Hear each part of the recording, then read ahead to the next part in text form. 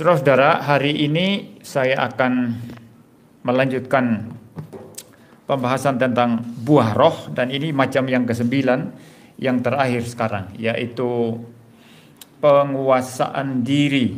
Ya, di dalam Galatia 5 ayat yang ke-23 ada disebut di situ penguasaan diri. Dalam bahasa Inggris itu ada istilah self control, ya. Self control. Mengontrol diri, ya, mengatur diri, ya. Jadi saudara, ini adalah hal yang penting sekali di dalam kehidupan kita, ya. Anda kalau tidak bisa mengontrol diri, Anda tidak bisa mengatur keluarga. Anda tidak bisa mengontrol diri, Anda tidak bisa mengatur keuangan. Ada orang tidak bisa mengontrol diri, begitu pegang uang banyak langsung beli ini, beli itu, beli ini, beli itu. Pokoknya beli, ya. Sampai ada itu satu startup itu yang namanya beli, ya. Jadi memang nyuruh orang untuk beli ini, beli itu, beli ini, beli itu.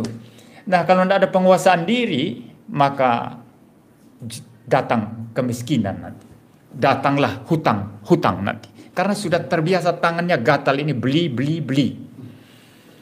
Ya, butuh penguasaan diri. Menjadi pemimpin juga, saudara, butuh penguasaan diri. Seorang pemimpin kalau nggak bisa mengendalikan nafsunya, itu nggak bisa menjadi pemimpin. Nafsu makan misalnya. Wah, di tempat pesta paling Gunung Semeru sendiri kalau makan. Ya, itu nggak boleh jadi pemimpin, saudara. Ya, nggak bisa mengendalikan nafsu makan, ya. Nggak bisa mengendalikan juga amarah di tempat umum, ya. Ngamuk sampai hancur-hancur berantakan di tempat umum, ya. Itu tidak bisa jadi pemimpin. Tidak bisa mengendalikan nafsu birahinya, ya. Jina sana, jina sini, ya. Kawin sana, kawin sini, bikin anak sana, bikin anak sini. Itu tidak layak jadi pemimpin, saudara. Tidak bisa mengendalikan kelaminnya. Ini agak kasar, ya. Tidak bisa mengendalikan alat kelaminnya. Tidak bisa jadi pemimpin, saudara. Seorang pemimpin harus bisa mengendalikan diri dalam segala hal, dalam segala sesuatu, saudara. Maka saya kira khotbah sore hari ini sangat penting sekali bagi kita semua, karena kita berurusan dengan yang namanya penguasaan diri dalam segala sesuatu. Anda ikut ujian, tidak bisa menguasai diri, bisa jadi gagal. Ya, ada orang yang baca sepintas, ya, langsung lingkar, ya, atau kasih tanda silang atau cawang, cepat sekali begitu, ya. Tidak bisa mengontrol dirinya. Kalau orang mengontrol diri kan lihat jam, ya. Saya dikasih waktu jam 1 jam 30 menit. Itu cukup lama, ya. 1 jam 30 menit. Soalnya ada 60 soal. Nah, orang kan kerja dengan tenang, ya. Tapi kalau orang tidak bisa kontrol diri walaupun dia pintar, asal ngisi, ternyata nanti yang dianggap benar itu ternyata salah. Maka nanti nilainya bisa tidak bagus. Jadi self control ini, saudara, sangat penting. Saya di sini, ya, butuh self control yang luar biasa. Saya kalau bicarakan ilustrasi yang lucu, saudara boleh tertawa, tapi kalau saya tidak bisa menahan diri, saya tertawa sendiri di sini sampai nggak bisa menahan diri karena ilustrasi yang lucu itu, maka saya sudah gagal sebagai pengkhotbah yang memberikan ilustrasi yang lucu tadi itu. Harusnya itu ilustrasi yang lucu untuk memancing perhatian saudara, bukan untuk saya. Saya tidak perlu tertawa lagi dengan ilustrasi itu. Kalaupun tertawa, ya tertawa secukupnya, ya. Tapi kalau nggak bisa mengendalikan diri, tertawa sebisa mungkin, ya. Dan ini tidak cocok buat seorang pengkhotbah, tidak cocok buat seorang yang sedang memberitakan firman Tuhan dari atas mimbar, ya. Jadi penguasaan diri sangat-sangat penting sekali, saudara. Ya, nah, di dalam istilah bahasa asli, istilah self control ini yang digunakan oleh New King James, ya. Itu ada istilah enkrateia itu yang diterjemahkan sebagai self control. Enkrateia, di sana ada kratia sebetulnya, ya. Kratein, ya, kratia atau pemerintahan, government, ya. Jadi enkratein itu, saudara, itu artinya self government, ya. Enkrateia, ya, self government atau memerintah diri, ya. Tetapi memerintah diri itu maksudnya bukan menyuruh-nyuruh diri, ya, tapi bisa mengatur seluruh anggota tubuhnya, bisa mengatur seluruh kejiwaannya atau psikologinya ya dan lain sebagainya. Karena kalau dalam psikologi saudara itu dipercaya itu kita itu ada banyak subego ya, yang disebut subego ya, keakuan kita. Nah, misalnya saya keakuannya banyak ini kalau menurut psikologi. Sebagai seorang bapak di dalam keluarga yang punya anak-anak itu keegoan saya atau ego saya, keakuan saya sebagai seorang bapak. Yang kedua, saya bisa mempunyai subego sebagai pendeta yang berkhotbah. Saya berkhotbah sebagai pendeta. Ya, bapak pendeta. Waktu saya belajar dibimbing profesor, subego saya sekarang bukan pendeta lagi, bukan bapak lagi, tapi murid, mahasiswa yang sedang belajar. Jadi kita ini menurut psikologi ada banyak subego dalam kehidupan kita, yang semua itu harus ditata supaya sinkron, ditata supaya tidak bertubrukan satu dengan yang lainnya begitu.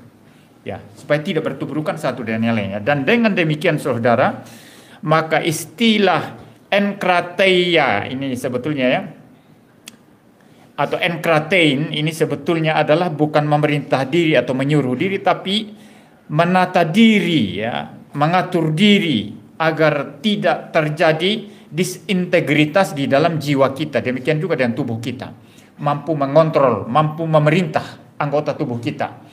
Ya, bukan waktunya mukul, saya bisa tahan tangan saya tidak mukul. Misalnya mukul anak ya, saya nggak bilang mukul sesamanya ya, nggak boleh loh. Ya, nanti ditangkap polisi ya, itu ada CCTV di mana-mana. Anda pukul orang nanti kena CCTV, langsung gampang ditangkap polisi. Maksudnya mukul anak pun itu ada ukuran ya saudara, bukan nonjok anak begini ya sampai anaknya bengkak ya, bukan itu, tapi mukul secukupnya ya. Ya, karena mereka perlu dididik ya. Nah, orang yang mempunyai self control itu bisa menahan kapan tangannya itu mukul, kapan tidak, saudara. Paham ya, saudara ya? Nah, ini namanya self control ya. Maka di dalam bahasa asli itu sebetulnya istilah mengatur diri atau memerintah diri dengan bagus itu lebih luas daripada sekedar penguasaan diri ya. Nah, kita lihat satu bagian Alkitab sekarang, saudara. Satu bagian Alkitab yang sangat penting sekali mengenai hal ini di dalam kitab Amsal. Itu ada di Amsal pasal 16 ayat yang ke-32. Pasal 16 ayat yang ke-32 dikatakan di sana, orang yang sabar melebihi seorang pahlawan, orang yang menguasai dirinya melebihi orang yang merebut kota. He who is slow to anger is better than the mighty, and he who rules his spirit than he who takes a city. Ya, jadi dikatakan di sini seorang yang menguasai dirinya. Saya tidak bicara bagian yang pertama ya, masalah orang sabar ya, yang dikatakan melebihi pahlawan. Ya, tetapi kita langsung ke poin menguasai diri ya, saudara ya, karena kesabaran sudah ya, kita sudah membahas juga ya. Jadi saudara, orang yang menguasai dirinya melebihi orang yang merebut kota. Bayangkan seorang merebut kota. Ini kalau dalam konteks zaman dulu saudara, itu ada perang ya. Itu ada perang. Kalau satu pasukan itu dikatakan menang itu kalau dia bisa merebut kota. Sebelum merebut kota, masuk dan menduduki kota, dia belum namanya menang. Ya. Kalau dia merebut kota, baru bisa menang. Ya, kalau dia hanya naklukkan pesisir, hanya naklukkan desa-desa saja, 1-2 desa atau sekitar saja, itu belum menang. Karena di kota itu bertahta, itu penguasa, bertahta raja atau kaisar ya. Maka zaman dulu kota-kotanya itu tidak sebesar kota sekarang ya. Kota Malang misalnya luas begitu ya, atau kota Jakarta. Tapi kota-kota yang lumayan kecil dan sempit itu dibangun tembok keliling gitu, keliling kota. Maka kalau satu raja menyerang satu kota, satu kerajaan, taklukan kotanya, taklukan tentaranya, taklukan kotanya, dan rajanya ditawan. Ada yang rajanya dipenggal, ada rajanya yang dibawa untuk dijadikan budak, ya, atau dijadikan tahanan, ya seperti itu, saudara. Nah, menaklukkan kota itu pekerjaan besar, saudara. Itu pekerjaan hebat sekali. Ya, ada seorang anak muda Makedonia yang namanya Alexander, yang kemudian dikenal sebagai Alexander the Great, ya, Alexander Agung. Ya, itu orang yang sangat hebat sekali. Umur belum sampai 30 tahun sudah menaklukkan seluruh dunia. Belum sampai 30 tahun sudah menaklukkan seluruh dunia.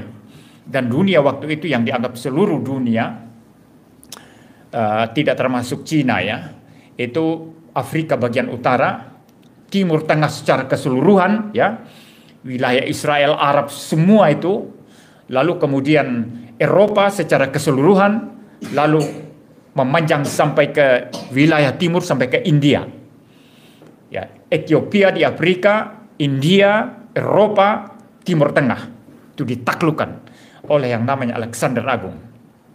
Ya, orang yang sangat-sangat berani sekali, dan dia adalah murid daripada Aristoteles. Saya sudah pernah singgung kalau saya tidak salah, ya. Murid daripada Aristoteles. Aristoteles ini adalah murid daripada Plato, saudara, seorang filsuf Yunani. Dan Alexander Agung ini oleh papanya dibawa kepada Aristoteles untuk belajar filsafat Yunani. Belajar berbagai macam hikmat filsafat Yunani, logika, lalu kemudian dipersiapkan untuk menjadi pemimpin. Nah, karena dia adalah seorang yang sangat berani sekali, ya, dia menaklukkan seluruh dunia pada umur sangat muda sekali. Dia datang ke Arab, dia bawa buku-buku Aristoteles, ya, pelajaran-pelajaran filsafat Aristoteles, lalu naskah-naskah itu ditinggal di Arab. Nanti pada abad pertengahan itu filsuf-filsuf Arab Islam itu membaca tulisan Aristoteles, maka ada kemajuan filsafat di Arab. Gereja kalah waktu itu. Lalu kemudian muncul tokoh-tokoh gereja abad pertengahan, terutama Thomas Aquinas, kemudian menyelidiki sumber-sumber daripada Aristoteles dengan sumber yang lebih bagus daripada yang diterima oleh orang-orang Arab. Maka filsafat maju kembali di barat, saudara. Nah, jadi Alexander Agung ini adalah orang yang sangat hebat sekali, saudara. Masih muda sudah menguasai seluruh dunia yang bisa dikuasai pada saat itu. Tetapi orang sedemikian hebat semacam ini masih kalah dengan orang yang dapat menguasai dirinya. Ya, saya baca ulang firman Tuhan tadi mengatakan apa? Ya, mungkin saya parafrasekan saja, ya. Orang yang menguasai diri melebihi orang yang merebut kota. Bayangkan, berarti self control itu penting sekali dalam kehidupan kita. Tidak ada gunanya merebut kota, tidak ada gunanya merebut cewek cantik, ya. Kalau masih muda, ya. Ini Richard kan belum menikah, ya. Main-main mata rebut cewek cantik, nggak ada guna, ya, kalau tidak ada self control. Ya, tidak ada guna seorang pendeta khotbah hebat sekali, tapi makan tidak bisa self control. Pokoknya kalau lihat makan, ini kan bukan dosa, ini makan kan nggak dilarang. Kalau rokok, udah boleh kan pendeta. Minum, udah boleh alkohol kan pendeta, ya. Kalau main poker, judi, udah boleh kan pendeta, ya. Tapi kalau main kartu biasa senang-senang, saya sering main kartu sama anak saya. Ya, kami main poker ala Sumba, ya. Itu ada mainnya sendiri, poker ala Sumba itu. Ya, untuk senang-senang saja, ya. Tapi kalau main judi itu kan nggak boleh pendeta kan. Minum mabuk, merokok. Pendeta mana boleh, saudara. Nah, saudara, kalau kita tidak bisa menaklukkan nafsu kita, mengontrol hidup kita, mengontrol tubuh kita, mengontrol jiwa kita, tidak ada guna semua prestasi kita. Engkau boleh hebat dalam berkhotbah, engkau boleh hebat dalam pergaulanmu, dalam kehidupan bermasyarakat, engkau punya begitu banyak prestasi, engkau punya begitu banyak kehebatan-kehebatan, keunggulan-keunggulan, mempunyai begitu banyak kesuksesannya, keuangan yang hebat, kaya, keuangan yang berlimpah sekali, kapasitas keuangan yang besar sekali. Ada orang kapasitas keuangan kecil, ada orang kapasitas keuangan besar. Semua itu tidak berguna kalau tidak ada self control. Satu contoh yang nyata sekali dalam Alkitab itu Raja Salomo. Apa yang kurang Raja Salomo itu? Dia mendapatkan sesuatu yang lebih daripada kekayaan. Apa itu? Hikmat. sampai ratu dari negeri selatan, dari Ethiopia, ratu negeri Sheba, itu memuji Salomo. Itu ratu itu orang pintar itu saudara. Ratu itu bukan orang sembarangan. Dan dia mendengar banyak tentang Salomo di negerinya. Betapa hebatnya Salomo. Lalu dia datang sendiri untuk bertemu dengan Salomo. Lalu setelah bertemu, dia lihat bagaimana cara Salomo berbicara. Dia mendengar bagaimana Salomo berhikmat di dalam memberikan nasihat. Bagaimana dia mengatur pegawai-pegawainya. Bagaimana dia mengatur karyawan-karyawannya.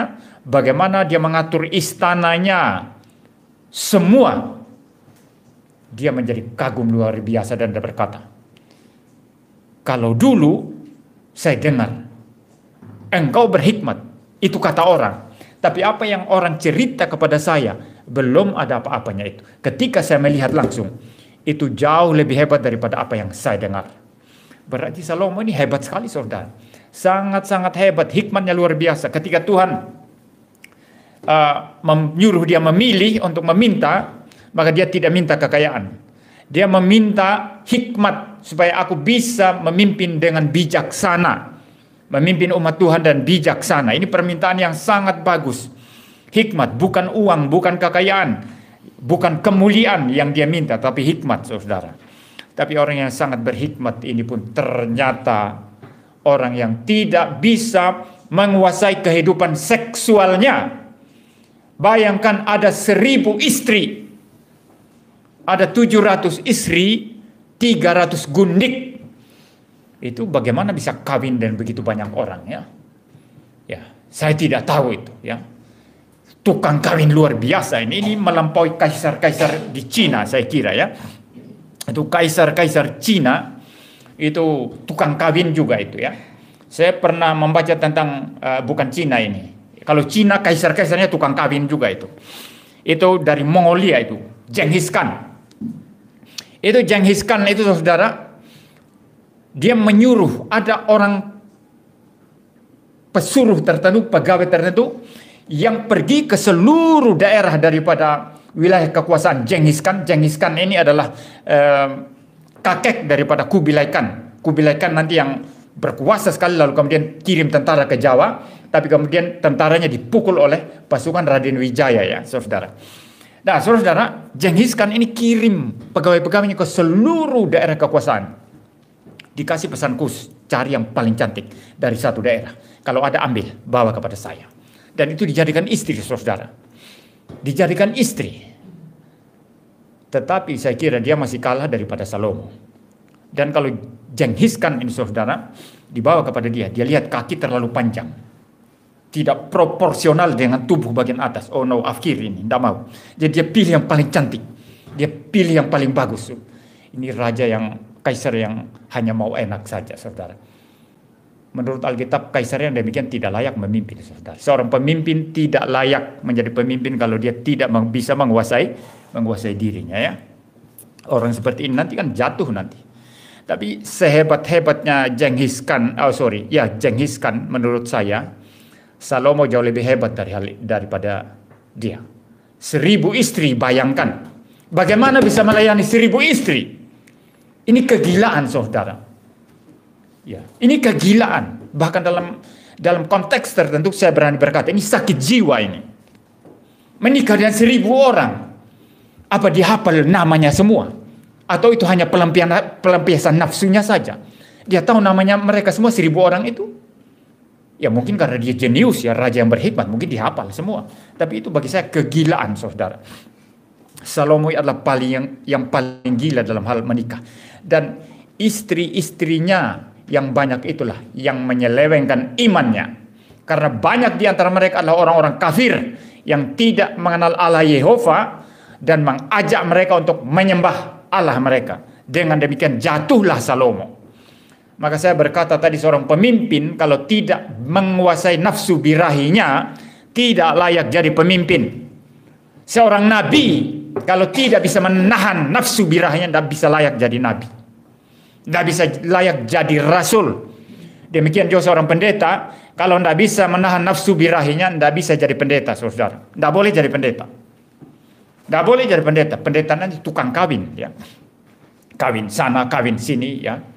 Ya, akhirnya nggak tinggal sama istri sah, malah tinggal sama asisten, pisah rumah sama istri. Itu ada pendeta besar sekali. Itu saya sering berulang-ulang mengatakan, karena ini memang sesuatu fakta. Itu pendeta kurang ajar sekali. Pendeta besar sekali, gereja besar sekali. Persembahan di gerejanya itu, sekali persembahan itu bisa 500 miliar katanya, itu saya dengar. Sekali persembahan. Dan bikin kebaktian setiap minggu berapa kali? Kebaktian minggunya saja mungkin ada 3-4 kali. Pagi sekali, agak siang, nanti siang lagi, sore, ya. Lalu pertengahan minggu ada persekutuan ini, kebaktian ini itu. Bayangkan kalau setiap kali persembahan 500 juta, 500 miliar. Kali berapa kali persembahan seminggu? Katakanlah seminggu 7 kali persembahan saja, 7 kali kebaktian saja. 7 kali 5 berapa? 35. Sudah 3,5 miliar setiap minggu yang masuk. Maka kaya sekali, bikin gereja besar sekali. Tapi dia berjinah, saudara. Saya tidak usah sebut nama. Dia adalah seorang pejinah. Tapi orang yang melihat dia sebagai tokoh yang sudah didewakan, dipenuhi Roh Kudus yang penuhi dia, bukan Roh Kudus. Kalau dipenuhi Roh Kudus tidak mungkin berjinah seperti itu, saudara. Jadi saudara, kalau tidak bisa menguasai diri, menahan nafsu birahi, tidak bisa jadi pemimpin, saudara. Tidak bisa jadi pemimpin. Maka di sini, saudara, orang yang menguasai diri melebihi orang yang merebut kota. Karena orang yang tidak bisa menguasai diri, walaupun dia jadi kaisar, mampu merebut kota, mampu merebut 10 kota, 100 kota, kalau tidak bisa menguasai diri, toh pada akhirnya akan jatuh. Oleh karena tidak adanya self control. Salomo itulah contoh yang paling nyata. Ya. Maka di dalam common grace of God, saudara, di dalam anugerah umum daripada Tuhan Allah, di dalam dunia filsafat, khususnya dalam filsafat Yunani, itu dikenal 4 kebajikan atau keutamaan atau virtue, itu dalam bahasa Inggris, ya. Salah satunya itu adalah penguasaan diri, dan ini diajarkan oleh seorang filsuf yang namanya Plato. Bagi Plato, seseorang agung, mulia, dan yang boleh jadi pemimpin itu adalah apa? Pertama, dia harus punya kebijaksanaan. Itu pertama. Kedua, dia harus mempunyai keadilan. Dia harus adil. Ketiga, dia harus mempunyai keberanian. Bijaksana, oke. Adil, oke. Tapi kalau tidak berani, penakut, pengecut, bagaimana? Tidak boleh jadi pemimpin, ya. Jadi ada kebijaksanaan, ada keadilan, keberanian, tetapi masih kurang. Harus ada penguasaan diri, self control. Nah, di dalam anugerah umum Tuhan, orang-orang filsuf menemukan kebenaran yang penting ini, penguasaan diri, saudara. Karena kalau Anda tidak bisa menguasai diri, untuk apa hikmat yang banyak-banyak itu? Tidak ada guna, ya. Untuk apa keberanianmu kalau tidak ada penguasaan diri? Untuk apa keadilan yang kamu punya kalau tidak mempunyai penguasaan diri? Maka indah sekali Rasul Paulus itu mendaftarkan aspek penguasaan diri ini sebagai yang terakhir, semacam yang mengcover semuanya. Kasih, tapi kalau tidak ada self control menjadi kebablasan. Bukan kasih lagi, tapi sesuatu yang merusak. Betul, ya? Sukacita butuh self control. Sukacita, yeay, teriak-teriak, jungkir balik waktu ibadah. Tidak ada self control. Ini bukan sukacita versi Alkitab, bukan sukacita buah daripada Roh Kudus, saudara. Maka saudara, self control ini menjadi penting sekali, yang mengcover semuanya, yang membungkus semuanya. Kalau tidak ada self control, kasihnya menjadi sia-sia. Kalau tidak ada self control, semua aspek buah roh yang lain yang kita sudah bahas itu tidak ada guna sama sekali. Nggak ada guna sama sekali. Karena tidak ada self control. Kesabaran itu juga perlu dikontrol, saudara. Kalau tidak dikontrol, sabar terus, nanti kamu diinjak-injak orang. Kebenaran akan diinjak-injak orang. Kebaikan akan diinjak-injak orang, saudara. Perlu kontrol. Kapan saya stop sabar? Sekarang sudah waktunya saya berkata, tidak. Tidak. Tidak. Selama ini ya. Inge. Sekarang stop. Saya harus katakan tidak. perlu kontrol, saudara. Kesabaran perlu dikontrol. Kelemah lembutan perlu dikontrol, enggak? Anda terlalu lembut-lembut sama orang, nanti dianggap banci nanti kan? Betul ya? Anda lembut sekali, ngomongnya, wah pokoknya bentuk bibirnya ini ditata sedemikian rupa supaya nanti kesannya itu lembut sekali kan kalau bicara ya. Bibirnya bukannya berapa senti ya. Nanti kalau senyum itu nggak boleh terlalu lebar ya. Itu nanti nggak gentle itu kan. Nggak ada lemah lembut nanti ya. Terlalu norak gitu ya. Jadi diukur kalau senyum itu begitu ya. Harus sekian ya. Seperti model bangsawan zaman dulu diatur semua saudara. Tersiksa sih sebetulnya orang zaman dulu jadi bangsawan itu. Pakaiannya, ukuran pakaiannya dikontrol semua ya. Kalau dia senyum bagaimana ya. Ya raja-raja di Eropa, di Jawa sama ya. Di Indonesia ini sama lah zaman dulu. Zaman dulu itu ya. Yang wanita-wanita kalau berhadapan dengan yang laki-laki itu harus membungkuk ya. Yang wanita-wanita kalau datang papa mamanya dia harus merangkak. Tidak boleh berdiri ya, betul ya? Semua diatur saudara. Tersiksa jadi bangsawan saudara. Nah bagaimana kalau lemah lembutnya seseorang itu diatur semua ya? Diukur diukur semua ya. Kan susah saudara, tetapi itu penting ya. Karena kalau tidak diukur, tidak ada kontrolnya, maka nanti orang akan melihat ini laki-laki, dia mau baik sama saya, mau lembut sama saya, tapi dia kok kayak banci ya. Kok kayak transgender begitu ya. Kok kayak banci begitu. Soalnya terlalu gemulai, tangannya itu gemulai kalau jalan. Ya enggak gitu saudara. Semua itu ada kontrolnya ya. Kelemah lembutan ada kontrolnya, sukacita ada kontrolnya, kesabaran ada kontrolnya, kesetiaan juga ada kontrolnya. Setia untuk hal yang memang penting sekali. Misalnya suami istri. Tapi kalau untuk hal yang tidak penting, janji-janji yang tidak penting, lalu nanti berhadapan dengan yang lebih penting, Anda berani tidak mengabaikan yang tidak penting itu. Lalu telepon, maaf ya, saya tidak bisa menempati janji karena ada hal yang lebih fundamental penting ini. Itu namanya kontrol. Fungsi kontrol itu penting sekali. Jadi seluruh buah roh yang lain itu membutuhkan kontrol. Tanpa kontrol semuanya menjadi sia-sia. Nah sekarang saya melangkah sekarang berbicara mengenai apa saja sebagai orang Kristen yang kita harus kontrol. Ya, ada bidang-bidang yang saya catat di sini saudara yang kita sebagai orang Kristen itu harus kontrol baik-baik. Ya. Yang pertama itu saudara dalam bidang yang umum ya, dalam bidang pergaulan kita, persahabatan, hubungan keluarga, masyarakat, secara sosial, dalam hal bernegara itu perlu self control. Sangat-sangat dibutuhkan self control ya. Anda di dalam pergaulan tidak ada self controlnya bisa akan merusak ya. Betul ya? Bergaul saja dengan siapa, tidak usah ada kontrol. Tapi Paulus berkata apa? Pergaulan yang buruk merusakkan kebiasaan yang baik. Jadi pergaulan ada kontrol, harus ada kontrol. Kalau tidak, maka saudara mungkin bisa jatuh ke dalam pergaulan yang buruk dan akan menjadikan kita orang yang lepas kendali dan akhirnya yang baik yang kita pupuk selama ini menjadi rusak oleh karena pergaulan yang buruk saudara. Jadi dalam bidang pergaulan, persahabatan, orang bersahabat pun ada kontrolnya loh. Ya, jangan karena bersahabat saya pokoknya segala sesuatunya kuserahkan bagimu sahabatku. Tidak boleh saudara, itu tidak ada kamusnya itu bagi orang Kristen. Yang kita perlu serahkan segala sesuatu kepadanya itu hanya Yesus Kristus.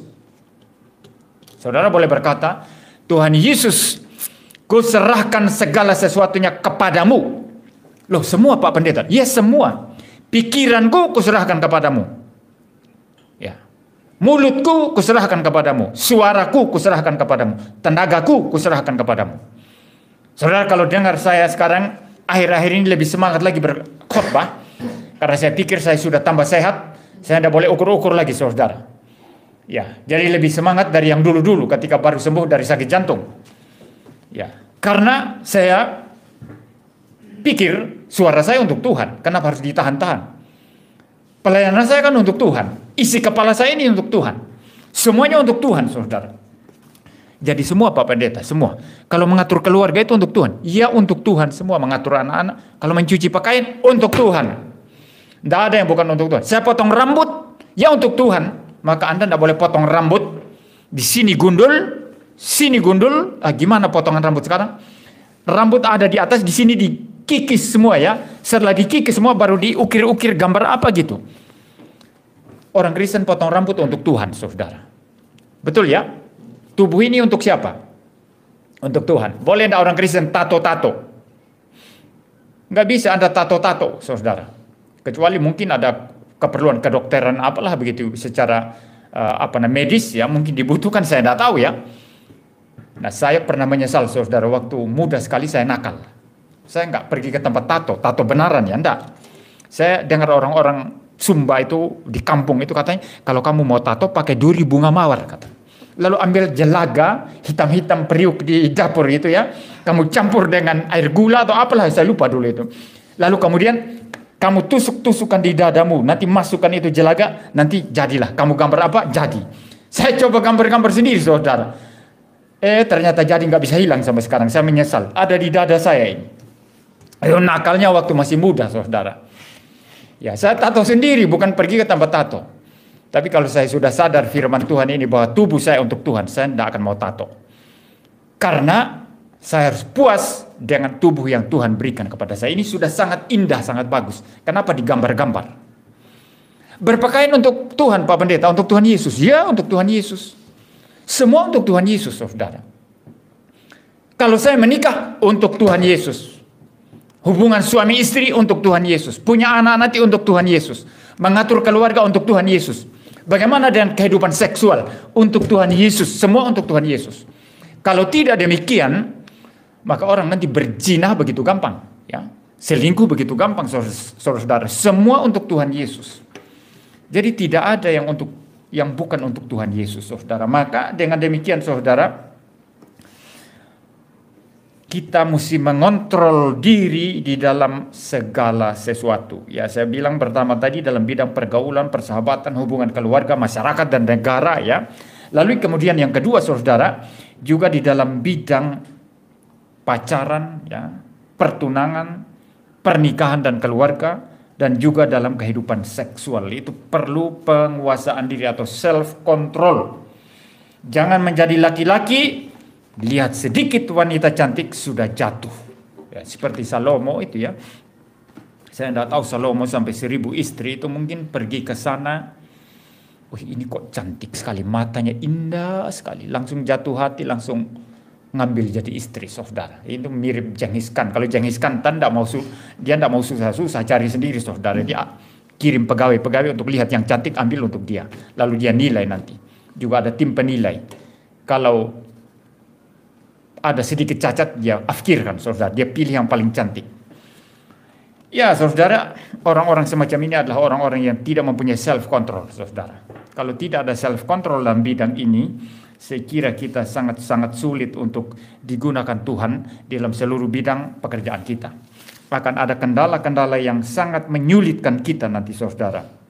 Dan yang lebih penting sebetulnya, bidang keluarga, pacaran, pertunangan, pernikahan, hubungan suami istri itu adalah bidang yang harus diserahkan kepada Tuhan.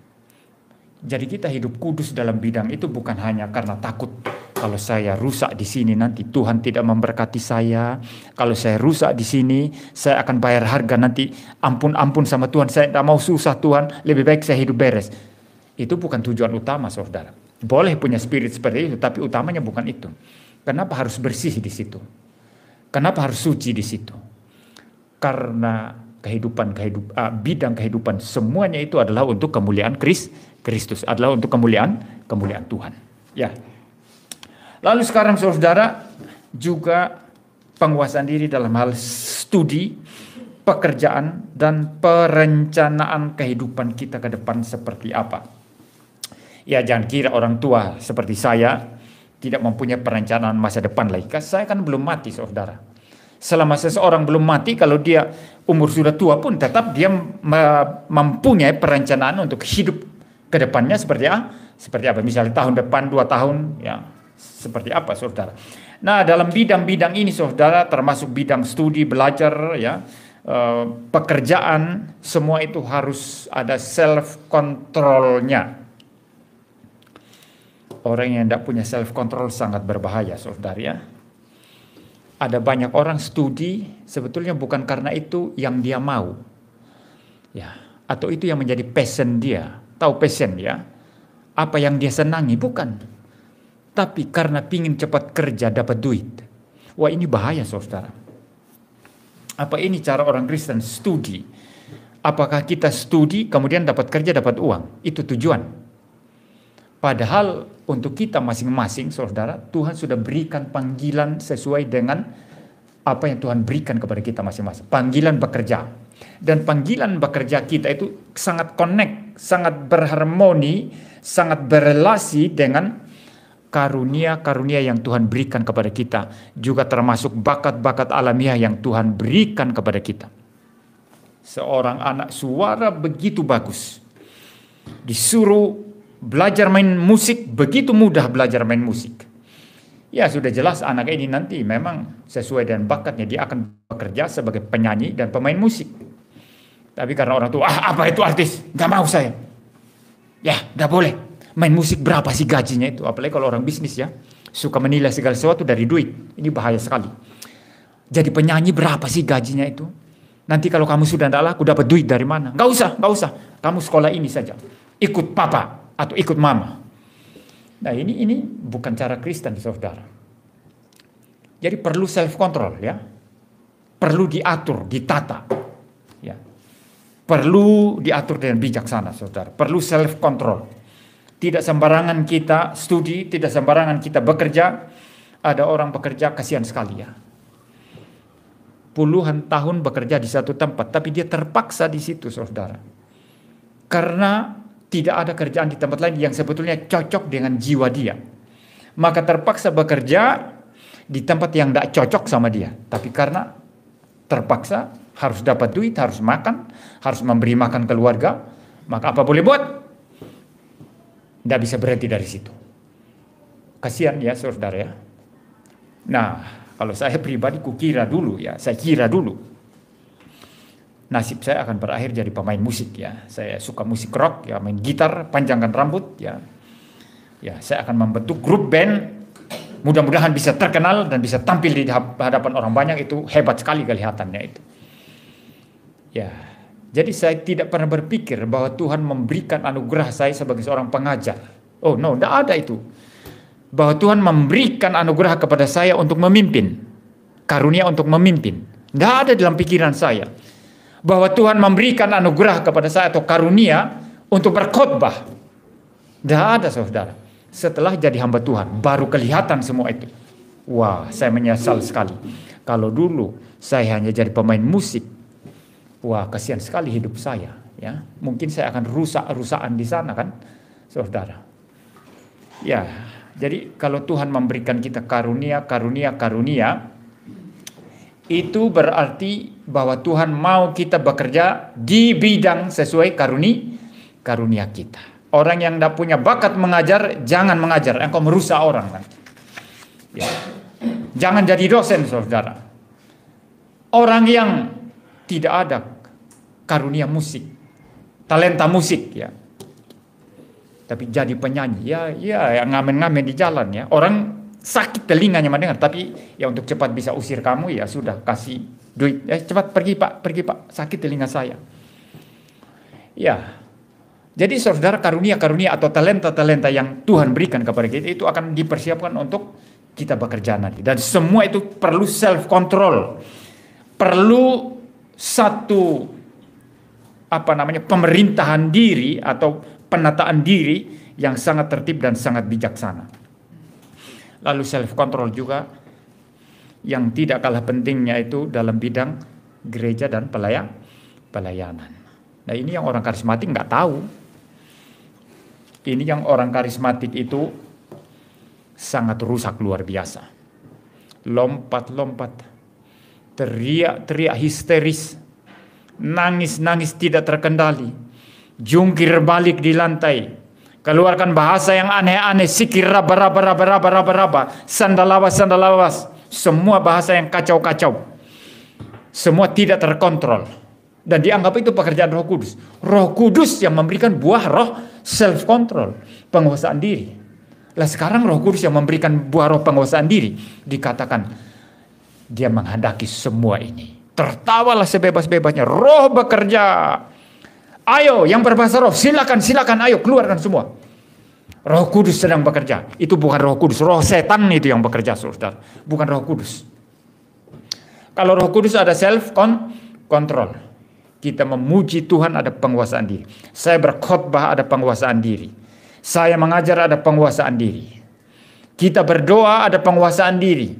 Bahkan ketika kita disentuh oleh firman, lalu kita menangis meneteskan air mata, tetap ada penguasaan diri. Tidak guling-guling nangis di lantai kayak anak kecil.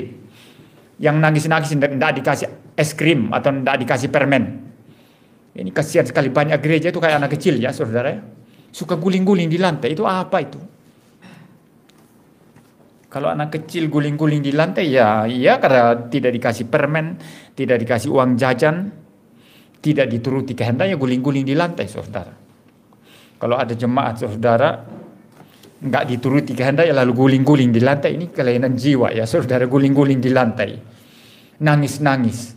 Bagaimana kalau Tuhan melihat jemaat seperti itu, kan gimana ya? Itu betul-betul satu kebodohan saudara, satu kebebalan yang sangat nyata sekali, dan dianggap itu kuasa Roh Kudus. Tetapi Roh Kudus justru memberikan self control, memberikan penguasaan diri ya. Jadi saudara, banyak keanehan-keanehan yang perlu self-control dalam bidang gereja, ibadah, dan pelayanan. Yang terakhir saudara, juga penguasaan diri dalam kehidupan pribadi. Ya. Apakah itu bersangkut paut dengan hobi kita, kesenangan. Anda punya kesenangan tapi berlebihan, melakukan itu tidak bagus.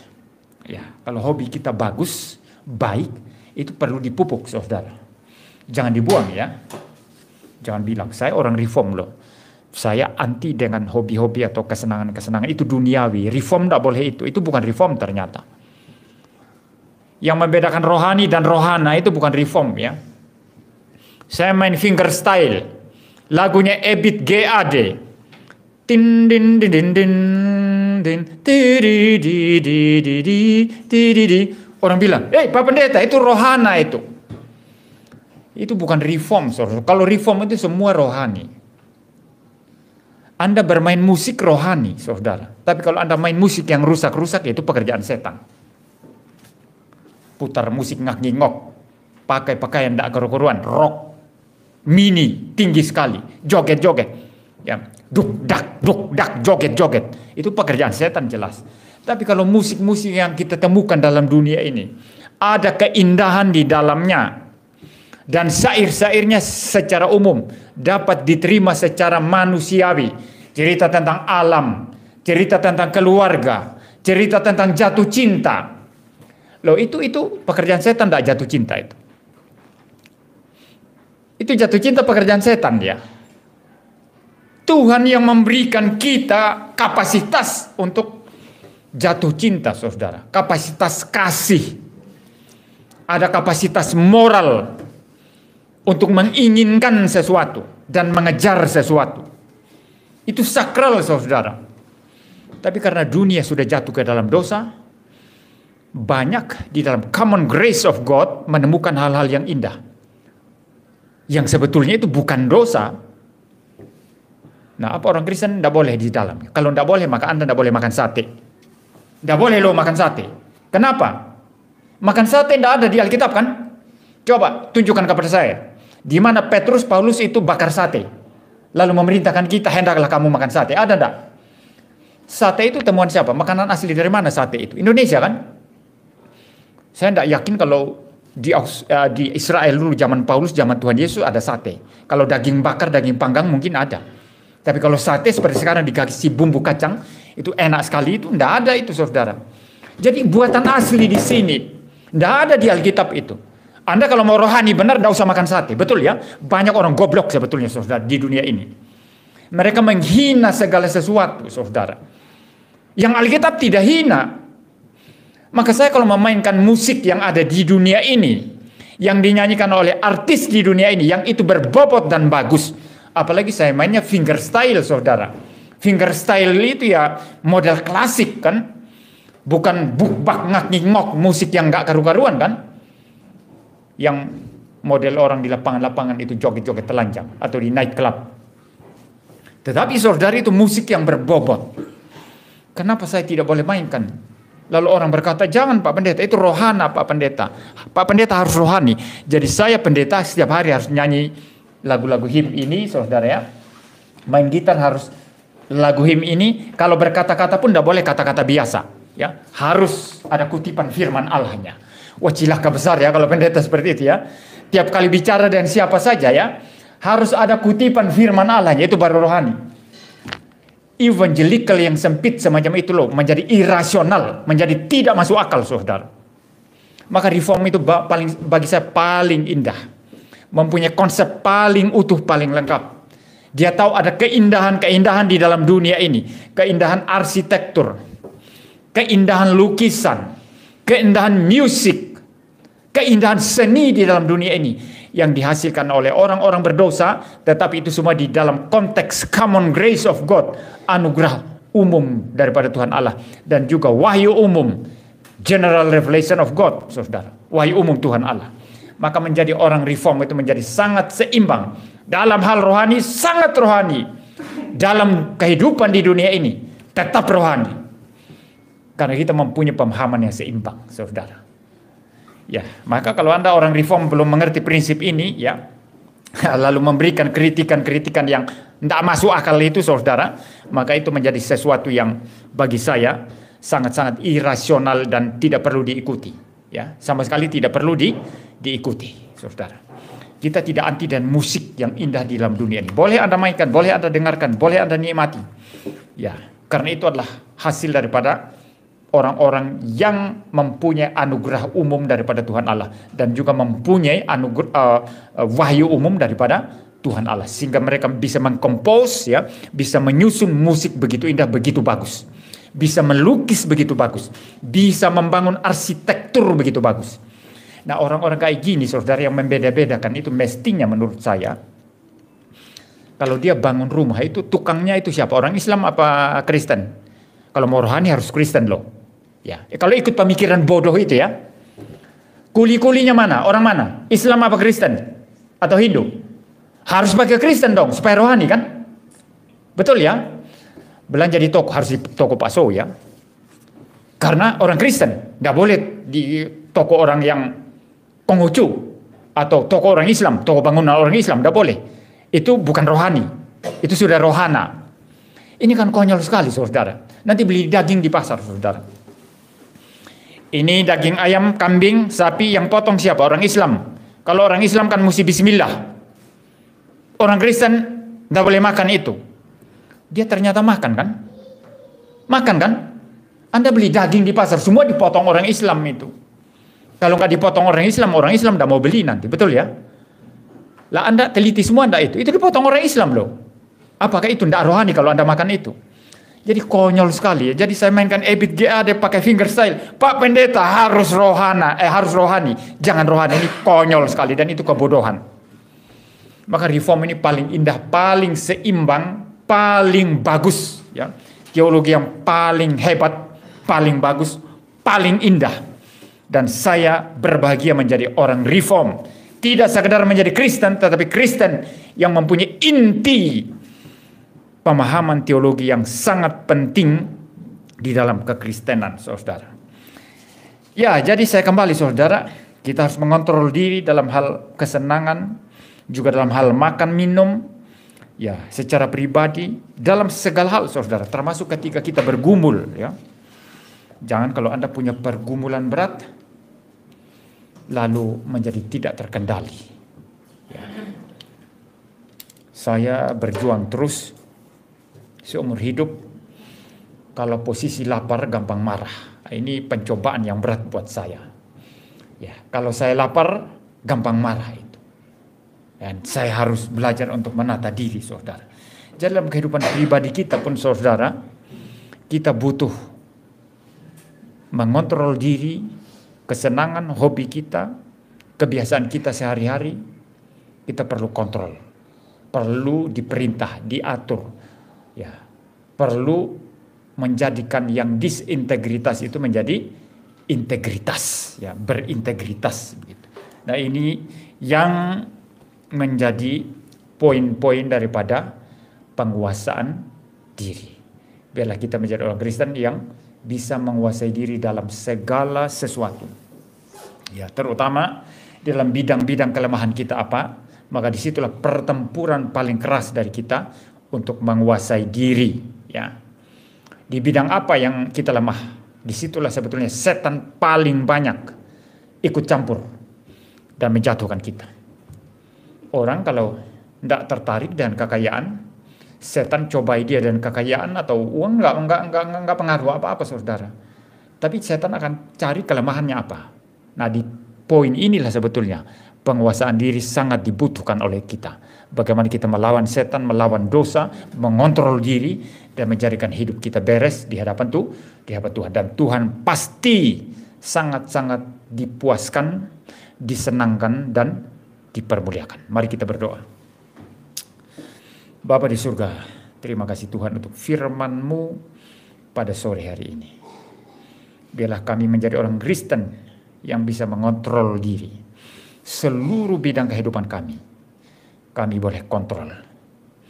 Karena seorang yang menguasai diri lebih baik daripada seorang pahlawan yang menaklukkan kota. Biarlah kami menjadi orang-orang Kristen yang menguasai diri dalam segala sesuatu, terutama terhadap pencobaan dan dosa. Biarlah kami mengontrol jiwa kami, mengontrol tubuh kami, dan kami arahkan itu untuk Tuhan. Terima kasih Tuhan. Biarlah kami pulang dengan firman Tuhan ini dan berikan kami kekuatan untuk melakukan firman-Mu ini dalam kehidupan kami setiap hari. Dalam nama Tuhan Yesus Kristus kami berdoa. Amin.